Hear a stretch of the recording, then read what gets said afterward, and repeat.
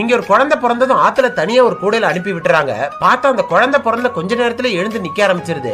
இப்படியே போயிட்டு இருக்க தெரியாம ஒரு மரத்துல இடிச்சு ஆத்துக்குள்ள விழுந்துருது. அப்ப அந்த கரையோரமா போருக்காக கத்திய ரெடி பண்ணிட்டு இருந்த ஒருத்தர் குழந்தையோட சத்தம் கேட்டதும் ஓடி வந்து தூக்கிடுறாரு. ஆனா அதை காப்பாத்துற வேகத்துல காலை பிடிச்சு தூக்கவும் அந்த குழந்தை அவரோட மூஞ்சில வாமிட் பண்ணிடுது. பின்னாடியே அதை கழுவுறதுக்கு யூரினும் போய் வச்சிருது. இப்ப இவர் அந்த குழந்தைய கரையோரமா உட்கார வச்சுட்டு அவரோட வேலையை பார்த்துட்டு இருக்காரு. பார்த்தா அங்க இருக்கிற ஒரு சின்ன கல்ல தூக்கி போடுது.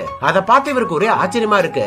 ஆனா அதுக்குள்ள அந்த குழந்தை 100 கிலோ வெயிட் இருக்கிற பாறையை அசால்ட்டா தூக்கி அவர் கால் மேல போட்டுருது. சோ இவ்வளவு ஸ்ட்ரென்த் இருக்கிற குழந்தைய நம்மளே வளர்க்கலாம்னு சொல்லி வீட்டுக்கு தூக்கிட்டு வந்துறாரு. வீட்டுக்கு வந்தா இவரோட வைஃப் குழந்தைக்கு பசிக்குன்னு சொல்லி பால் கொடுக்கறாங்க. ஆனா அந்த குழந்தை இருந்த பசிக்கு இருந்த மொத்த பாலையும் காலி பண்ணிடுது.